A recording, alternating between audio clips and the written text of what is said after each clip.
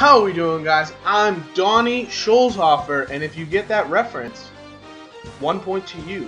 But I am your host of Sickle Slapshot, and in this show, we will be recapping the Steel City Keeper League throughout the season. It's going to be a weekly show. It's going to go over all the comings and goings, all the dealings, all the roster moves, all the results of the Steel City Keeper League. But first things first, we've had one season in the books already, and that means we're going to have to give you our Season 1 review to get you up to speed. So we're going to start things off with the inaugural draft.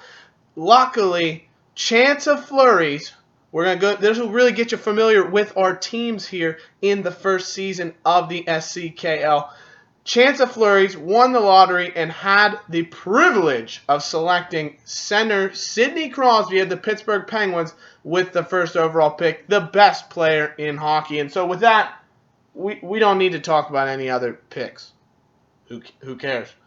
But we'll still talk about them anyways. Second pick, Buckets on Buckets, did select Steven Stamkos of the Tampa Bay Lightning with the second overall pick.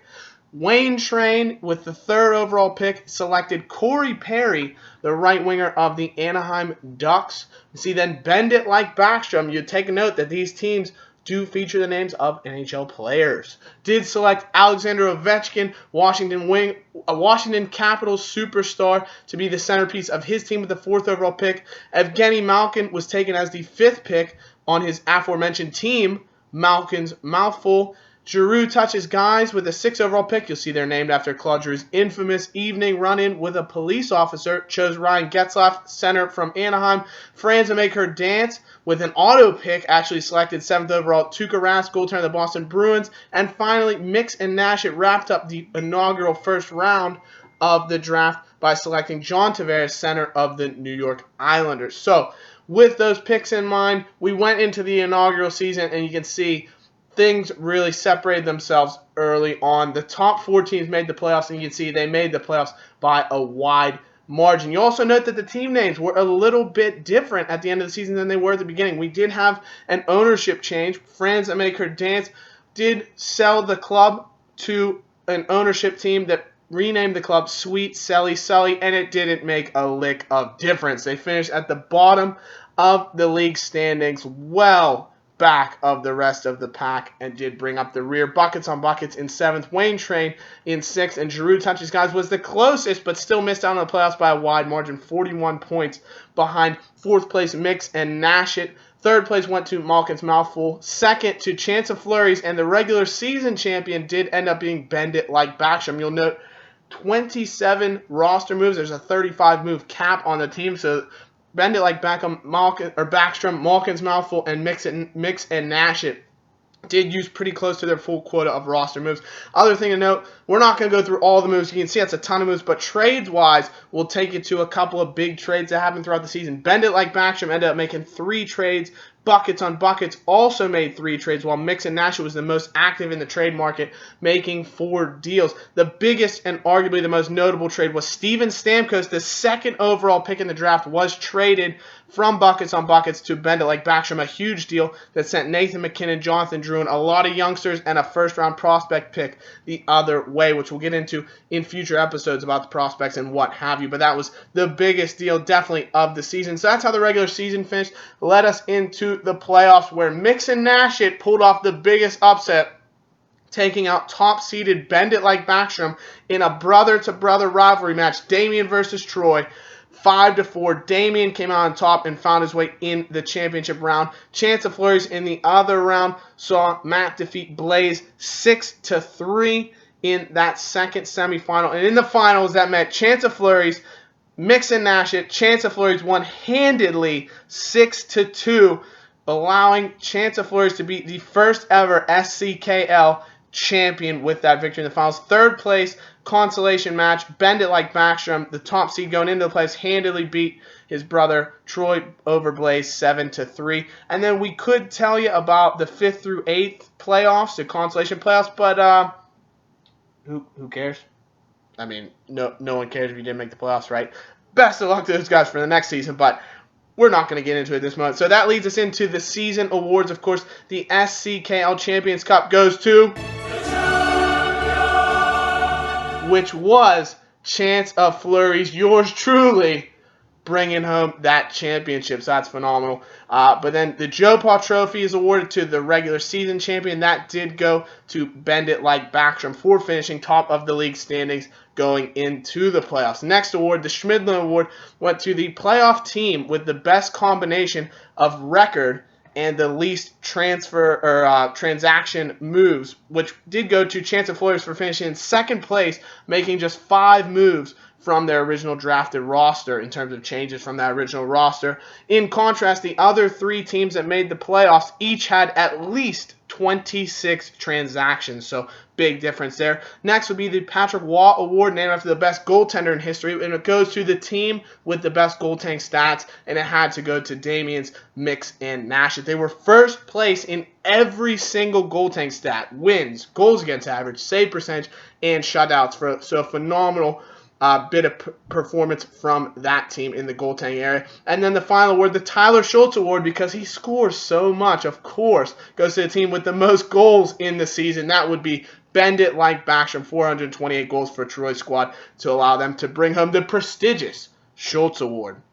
Now, we've gone through really the team awards, and now it gets into the individual awards, and you notice the names of these awards are named after the player who won them, because in Season 1, we want to immortalize Season 1, the inaugural year of the SCKL, with the award winners getting their names on these awards forevermore. So the best free agent acquisition, throughout the season goes to Devin Dubnyk of Mix and Nash. He was added February 9th, and he contributed so much to those top-ranked goaltending stats, and for that reason, he'll be forever known as the best free agent addition. In contrast, an award that you don't really want to win is the worst free agent drop, as in the player who did the best after you dropped them from your roster. And unfortunately for Matt, Buckets on Buckets did have that fate, as Semyon Varlamov went on an absolute tear after he was dropped on December 10th. So the Semyon Varlamov Worst Free Agent Drop award goes obviously to Semyon Varlamov.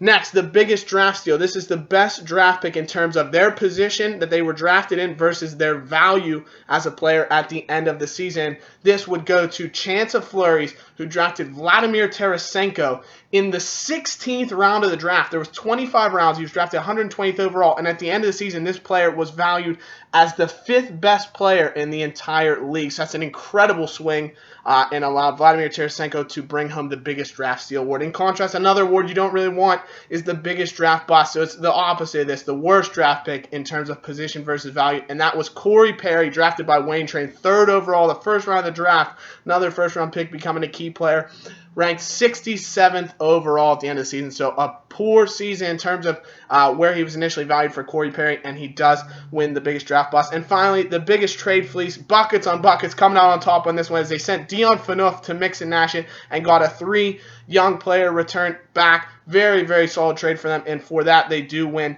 the biggest trade fleece. Congratulations to Matt. Now, after getting through our Season 1 recap, a little bit of fun with numbers. It'll be something to give you a little bit of lighthearted look at Season 1, some fun facts you maybe didn't know. Number 2, the number of players kept by teams who had previously released them that season. Yaroslav Halak by Bend It Like Backstrom, Roman Josi by Malkin's Mouthful were actually dropped and then brought back and kept for next season. Hashtag change of heart.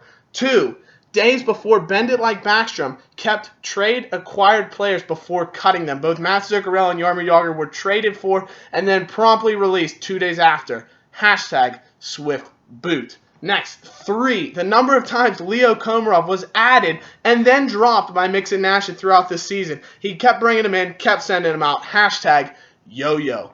5, roster moves made by Chance of Flurries, least in the league for any playoff team. Hashtag consistency.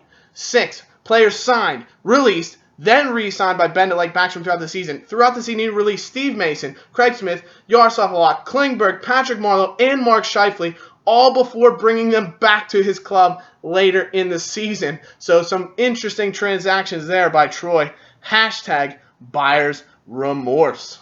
Next, bit of fun with numbers. 8, the longest winning streak of the season, which was held by Chance of Flurries.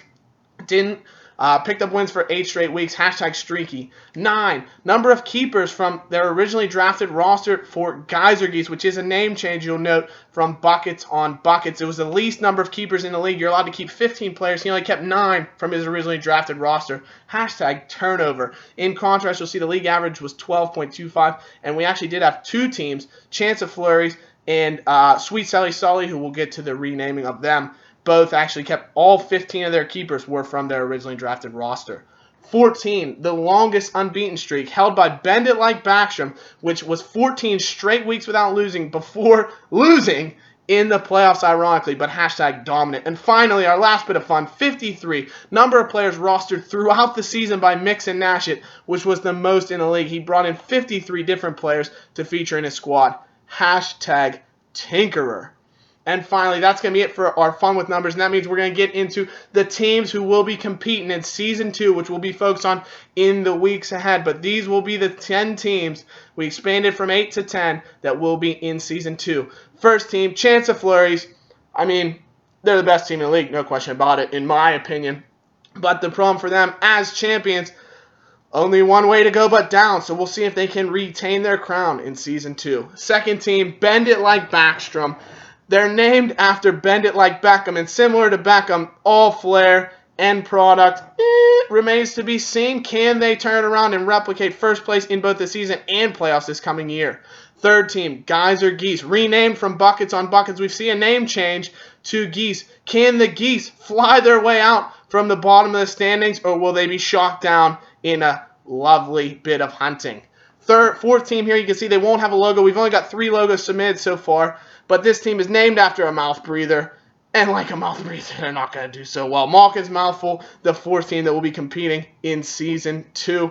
5th, Mix and Nash, last year's runner-up, and I mean, what more needs to be said? You're named after Rick Nash. Your team's going to be absolutely horrendous. But like I said, if you have a photo available, get a team logo submitted into the league office as soon as you can to have it in the next episode. Teach Me How to Dougie, the next team renamed from Giroux Touching Skies, but he needs to be taught how to make the playoffs. Work on that, and then we'll see how you can do.